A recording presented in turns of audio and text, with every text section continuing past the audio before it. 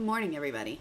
My name is Samantha Mirabal. I'm with Melco's application team and doing our design shop talk today to see what questions you might have. If you have questions while we're live, both on Facebook and YouTube, type them in on the comments. And if you see me looking off to the side, that's what I'm looking for. I've got a separate monitor set up over here with where I've got both feeds up so I can kind of keep track of what comes up. Good morning, Joni. Thanks for joining. All right, so I'll start off with what questions were sent in ahead of time, and we will go from there. All right, can you demonstrate how to set up a file with 25 to 30 unique colors? All right, so I was trying to find one without having to create a file by itself. So I wanted to, so I found one that has 17, but the technique is the same. So you just keep on going. So I actually have this cactus design, which I guess I could open over here so you can actually see it. One moment. Because right now it's ugly. So let's see, where's the cactus? There it is. All right, so I got this cactus thing. And over here it's got 30 color changes.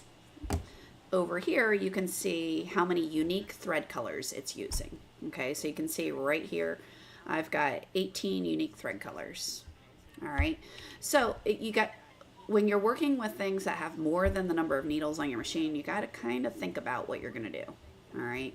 So one of the things I tend to do is I look at the color sequence and try to see what colors get dropped off. These are the orders it's used. So I know when I start my machine, the first 16 colors are going to have to be on there because those are the 16 colors that get used first. And then, so it's 17 and 18 that I've got to find a place for. All right, so what are those? And if you have 25, it's going to be the same thing. So, as it goes on, the ones that are past 16 are where you've got to start thinking. So the first thing I tend to do is look over here and go, all right, well, what colors are not used later in the design? All right, so one thing I quick notice is these dark green, which is the stuff here. It's only used within the first 6 colors. All right, so that tells me after I get past, using my 16, I can pull that needle up or that color off the machine. All right, so that's one. Another one is this coral. It looks like both, well, the darker coral gets used later. So at least the light coral. Since I only have to find 2 colors to get rid of, that's all I need to worry about. But I could, if I had 25 colors, that light coral or that darker coral will be another color that I can pull off and set up. And people are texting me, why? Oh, never mind. Doesn't matter. All right, junk. So that's what we've got. I've got those 3 colors are ones I can pull off. It looks like 1648 is used later. So, that's the type of thing you need to think about ahead of time. All right, so I already have a plan. So then what do? Well, when I go to my machine, which I actually connected to my machines today, you can see some of them are running, so I've got the door shut. Anyway, so for this machine, I load design, go find the design, load it. Cool. And I've got a bad practice in my file, and you'll see it's not centered. So you can center it here, which will recenter it. And then I can center the whole hoop if I want. Whatever, you don't have to do all that. I'm just setting up files. So one thing that when you have a large amount of colors, it does help if you color this tree with the thread colors you're actually putting on. Now, if you've got more than 25, it doesn't help you a ton, but it'll at least start programming them for you. Because what you can always do, if you've never used it, is down here you've got active colors, and you can tell it to auto match. So if you set exact match, it'll only exact match. If you tell it to auto match, which keep in mind my colors here don't look anything like here, but watch this. I can tell it to auto match, and it's gonna color all 30 something colors with whatever was the closest on my tree. So clearly not ideal here, but if you use auto match, if you have never used that, it's a fun feature. It works best when this is colored with the actual thread colors and your OFM file is set up with exact colors, because then it's a 1-to-1 match and you're done. All right, so where did we say we had to cut it? Go back to my file. So I need to add color 17 down here at color 28. So I'm good with sewing until color 28 in this case. Good morning, Scott. So how do we do that? So I'm just going to leave the colors that I have here. When I know I'm going to have to change a color, what you want to do is either put a hold above the color that you want to change out, or you can do an applique stop. It doesn't matter which. I usually just use hold. Hold stops the machine. So what's going to happen is it's going to sew all these colors until it gets down to the hold, and then the machine's going to stop. So now I've got it planned out what color is going to be there. So color 28 is going to have to be that 1900. So whatever needle you program here, that's the one you're going to want to pull off. All right, so in this case, it's needle 10. So I can go ahead and change that guy to be the 1900. Awesome, Kathleen. So I can go ahead and program that if I wanted to change the color so I can see that, yes, it's the right color, things like that. You don't have to, but you do have to keep track of what you're putting where, and so that you know it's going to work. All right. And then I need this burgundy color on color 29 on needle 3. So needle 3 and needle 10 are the ones I would take the spools off the machine, rethread them with the needles, and then hit go, and it'll finish up my design. Okay, so when you're working with files that have more threads, it's, you know, I do it all the time. It's not really hard. It's just you got to think about it. I know when I change out an entire machine, I actually tend to write down the colors 1 through 16. And then when I'm programming it, if I know I've got to change out a color, next to that needle on my little paper, I'll say, all right, that's going to turn into color, 1924, whatever color. And each needle I change out, I have that over to the side. So when I get to a hold, I know where I'm putting my threads and where I have it programmed. Now you can always adjust these mid-sequence, but it's way better just to think about it ahead of time. Okay, so I hope that helps. And good morning, Rob. Thanks everyone for joining. So that's kind of how you deal with things that have more threads than you have planned. All right. So what else? Any other questions? Good morning, Lorena. Alaska's nice and sunny. It's gonna start getting cold, I guess. I don't know. All right. What's another one? All right, I've got this thing. I'm trying to do some quilting, and I've got different quilting designs that I'm combining together. How do I get it to sew as a single thing rather than individual files? All right, so I assume you're talking about the top stitching, all that decorative, like the bee that you see there, and the stippling and the honeycomb, all of that. So in that case, it's a matter of paying attention to where one design ends and the next one starts. Okay, you've got to plan out your route so that it ends up where one ends, the next one starts, there's no trim between it. Otherwise, what's going to happen is if one design ends, let's go draw something. All right, so, all right, my scribble here. Isn't this lovely stippling? All right, anyway. So if that's where one design ends, and then the next one I put in here starts over here. All right, so this is the next file, and it ends here. Okay, that's not going to be a continuous sew, because one file ended, or one thing ended here, and the next one started there. That's a big distance. You don't want to drag a piece of thread over. So if I want it to sew continuously, oops, undo. I have to pay attention to those starts and stops and make sure they're near one another. Okay, so when you're planning out your quilting, if you will, you really just need to think about starts and stops so that it's continuous. So that may even mean, like, if it's designs that you purchased, or let's say you're doing, okay, cancel this. Let's draw something that looks a little bit better than ugly scribbles. So let's see. I'm going to do this decorative, because I like decorative stitches. We can do it a bunch of ways. And I think my horse is here. Where's my horse? Oh, my horse isn't here. I guess I can go get my horse. Let's go get my horse. Where's my decoratives? There they are. Decoratives, horse, G. There it is. Copy. Actually, I'm just going to open it. All right. So we can, if you've never made a decorative, here, I'll show you how to save this as a decorative since it wasn't there. So if this is just a design I did, it's like I meant it for quilting. So that's why I grabbed it. So decoratives, you have to make sure your start and stop are on the same line. So that's the key there. Once you've created it, you can say save custom shape, tell it to be a decorative, give it a name, horse. All right, so now my horse is there. So now I can actually do what I was going to show you. So decorative horse, there it is. And you can draw whatever you want and that pattern will repeat. Okay, you can also do that on fills.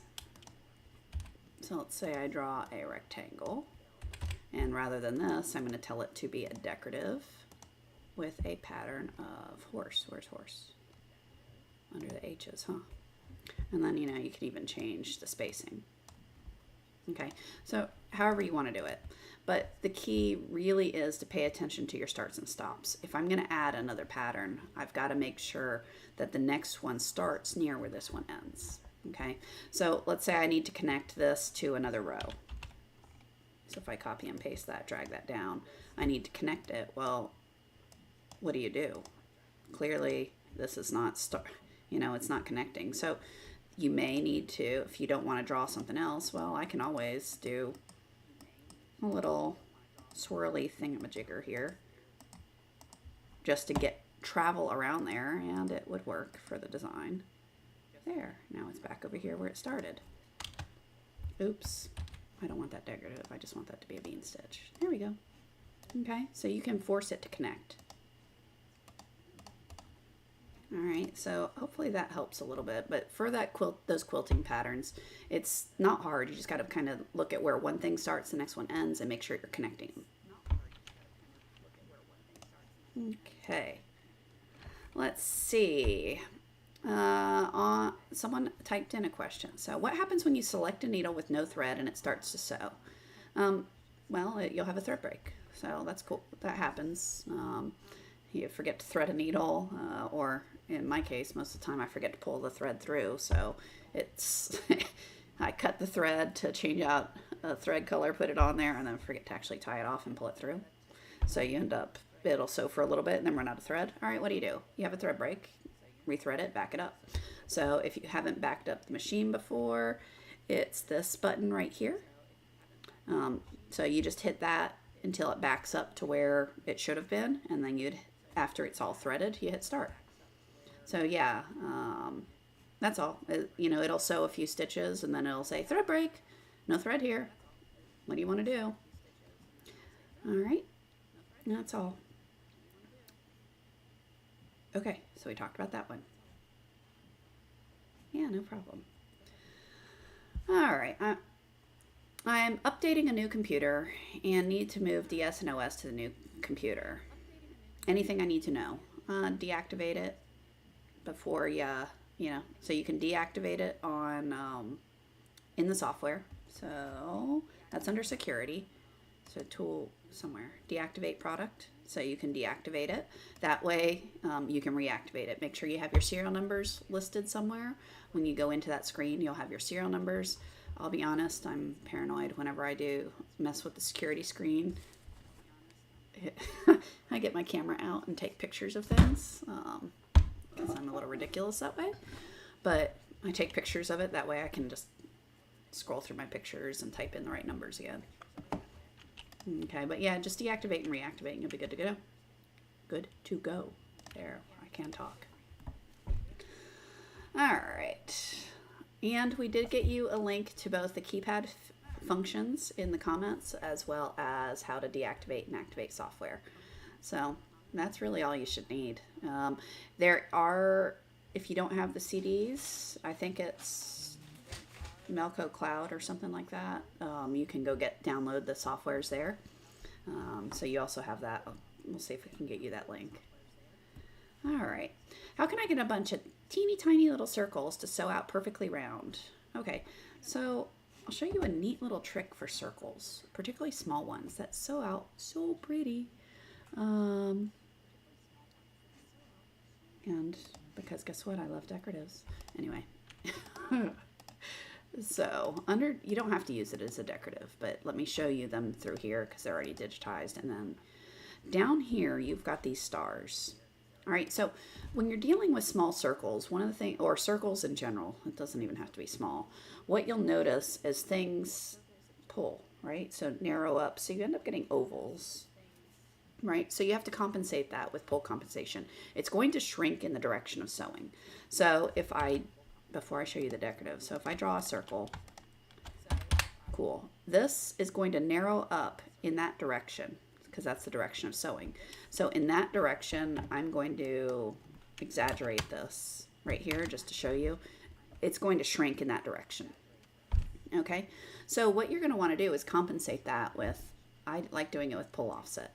Now, when you're talking about tiny circles, you get into this strange area where it's so small, you know, the stitches get tiny to get close together. So there are different techniques you can do to make the circles. So this 13-point star is just, it looks strange on the screen, but it sews out so beautifully. I highly recommend it. It almost gets this neat little bubble look. Okay. So I just closed the software by accident, which is not useful for what we're doing. All right. So decorative 13-point star. Where are you? There we go. Okay. So what this does is you get that circle. I'm pointing at the screen. That helps. So you get this nice circle, but the stitches are longer. And notice they all overlap in the center. All right, so what does that do for you? That gets you this nice raised look. So these actually end up looking like cute little pearls. So I just love them.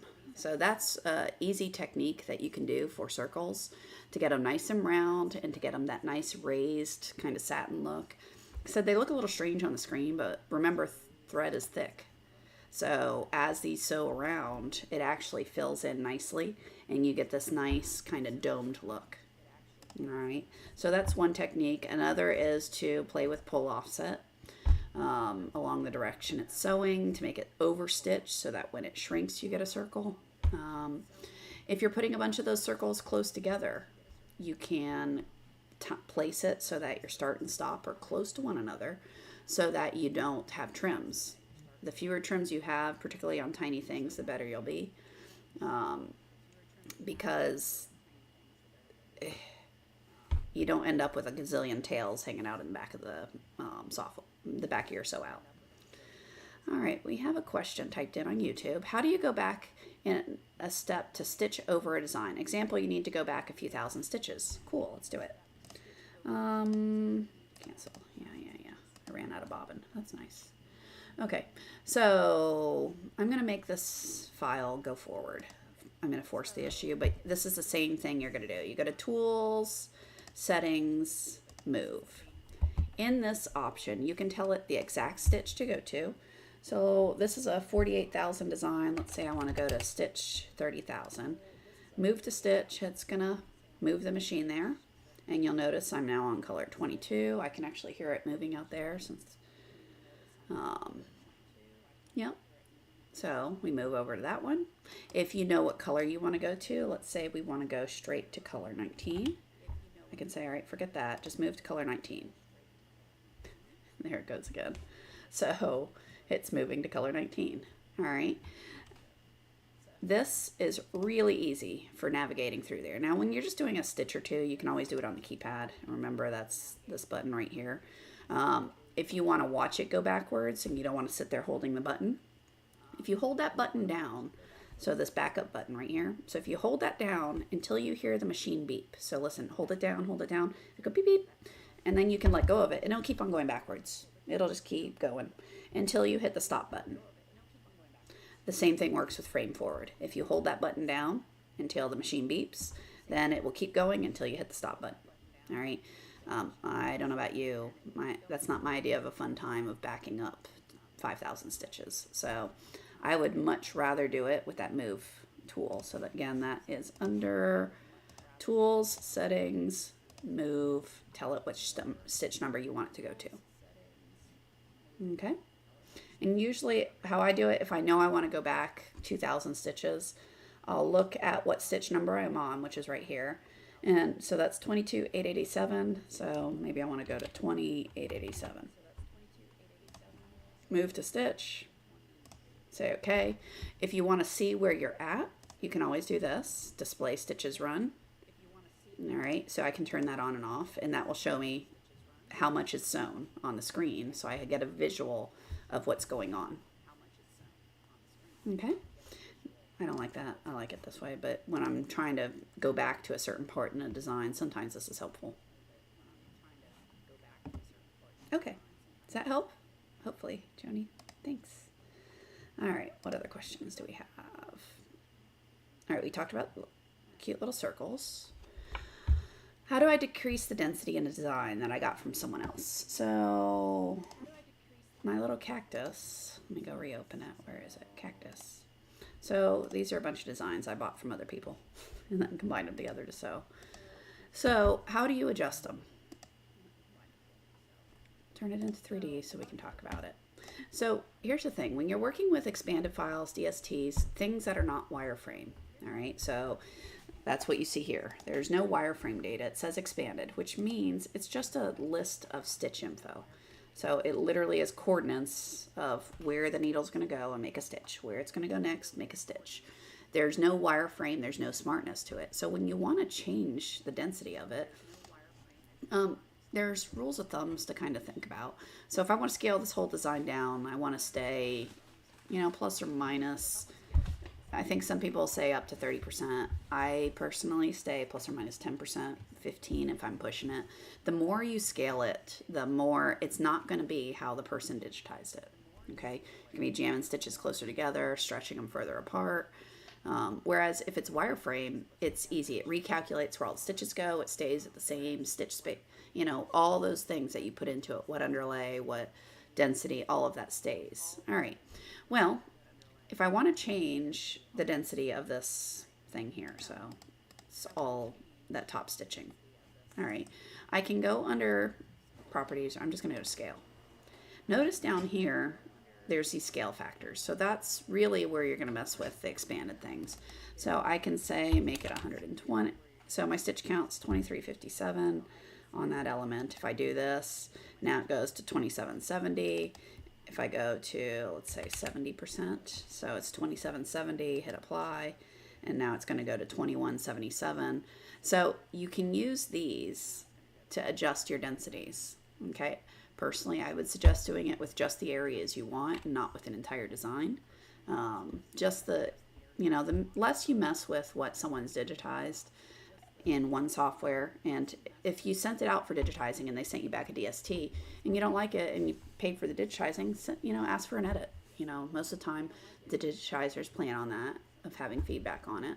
But if you just want to adjust things, do it here. So how did I get to that? So again, you select whatever it is you want to modify. Let's say I want to do this Cherokee stuff, and right click, scale, down here, what do you want to change? All right, if I want to change this down to 70, and maybe I shouldn't have hit enter. You can also get to that same scale under properties, but I usually just go straight to scale. And let's say fill, we're going to say 72. So notice I went from over 3,000 stitches down to 23. Okay, so that's where you would do that. Good morning. So this person is blind and wants to know the accessibility of the software. So I'll say I know we can do larger icons and things like that. If you've got, I'm curious, how you want to use it. So I can better help you and kind of answer that, knowing if you've got any site or what it is you want to try to learn how to do. I know outside of Melco, I work with a lot of blind and disabled folks, so I'm personally intrigued. So, but let us know, and I know we can do larger icons. I know Windows does the talking thing as an accessibility feature. I haven't tested that personally to see if it integrates with the software, but we did get you a link on how to change the icon sizes, but I'm intrigued. I'm kind of curious what sort of things you would want to learn how to do, or what you're wanting to make it do, to see how we can, if that's achievable. Okay. That are all the questions I had ahead of time. I'm going to quick scroll through the comments and make sure I didn't miss any. Activating.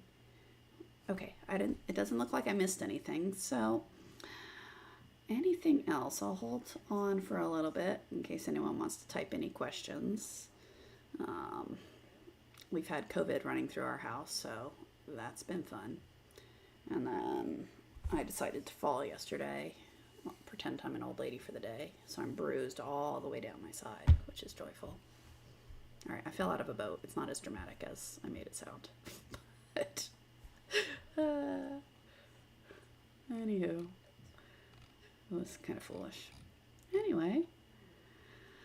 All right. Well, I don't see any other questions being typed in. I know it's a holiday weekend. I hope everyone is able to spend some time with, whatever you are going to do to have some fun.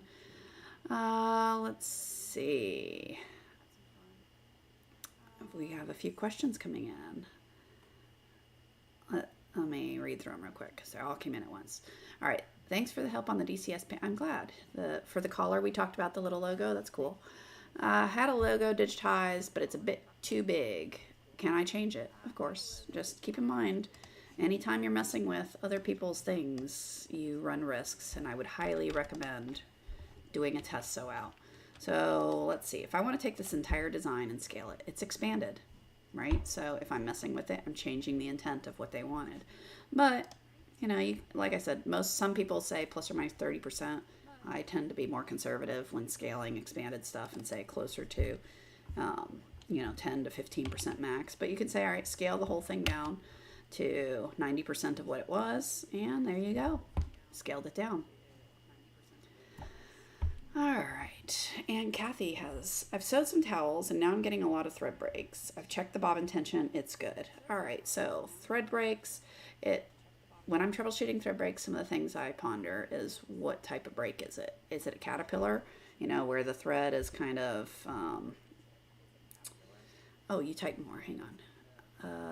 I check the bobbin tension, change the needles, active adjusted. One towel sews great, the next gets a lot of false breaks. Okay, so false breaks, your active feed's actually probably too high. That would be my starting point. So if it's false thread breaks, your active feed might be too high, so lowering the number on that might help you there. Or your bobbin tension is too loose. But if you said you already checked the bobbin tension, I would then think if the bobbin tension's good, I would go look at your top thread tension, which is going to be driven by your active feed number. So decreasing the active feed might help there. Another would be if you're getting real thread breaks, look at the type of break. All right. Lots of comments coming in. I keep on seeing them, so I stopped talking. What's a false thread break? So a false thread break is when it tells you there's a thread break. You walk over to your machine and you look at it. It's not thread broken. It's still connected. You have bobbing. You have top thread. It's still connected. Okay, so you hit start. It sews a little bit, and then it says false thread break. All right, so the sensor is saying you've got a thread break because it's not recognizing it's making stitches, but in reality it's sewing.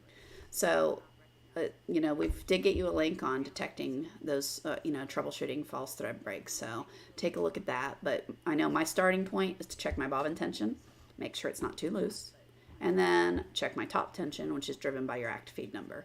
So decreasing that. And as far as real thread breaks, I know I start kind of at the top and work my way down. Try to identify what type of thread break it is. Caterpillars, I'm going to look for burrs. That's just my starting point. But all else fails, start from the top of your machine and work your way down. All right. So one thing I don't think many people that I see some folks not recognizing is if those thread tubes aren't above the top of your thread cone. So where the waving in the air. Let's see if I can get you a picture rather than waving at the air. Melco dash service. Okay. I'm just looking for a picture to point at. I don't think it matters. I didn't want that. This is what I wanted. Okay, so how your thread sits on these things? The top of this, some folks will have that below recessed into the cone of thread. Now, if you actually look at a cone of thread, these plastic things, the top right here, it's injection molded, and you'll notice there's like, it's sometimes got rough spots on it. Well, if your thread is traveling along that and it snags along that rough spot, it's going to prevent your thread from releasing out and can cause a thread break down below. So it always makes me snicker when I've spent all my time looking at the bottom when it's something as simple as pick that up a little bit more, and now it's not snagging, and voila, my thread break stop. So that's one that I say start at the top and work your way down. Make sure it's all set up right. Your thread path is right. It's through the needle. Your needle is oriented right. Your act feed numbers are appropriate. And if it's a caterpillar, I would look for burrs along the way, in the bobbin area. So if it happens on every needle, then I would focus at looking at the bobbin area. If it's only one needle that's doing it, then I would look at the top path. So the needle up. Okay. So Kathy, I hope that helps a little bit. All right. I know we do have a thread break troubleshooting guide as well, so maybe we can get you a link to that. Yeah, cool. Yeah, start there. Look at that. See what you get. Let us know. All right. I don't see any other questions. Paul, we talked about that. Cool. All right. So I got to go change a bunch of bobbins of our machines because it's quiet out there. How can I fix my machine stitching is laying more on top of the fabric? I assume you mean it's pulling too tight into the fabric. So in those cases, there's a few things you can do. Increase your act feed. That'll make the stitching looser so it's not pulling as tight. Also look at your digitizing if you don't have a decent underlay, and your thread is going to sink more rather than having that layer of that priming layer, that base coat of thread that your top stitching then sits on. So make sure the digitizing is good, that you have a good underlay associated with it. All else fails, you can always use a topper. So a topper is, sometimes I have a roll in here, I don't. So a topper is like a thin, it almost looks like plastic wrap. You put it on top of whatever you're sewing. It dissolves in water, right?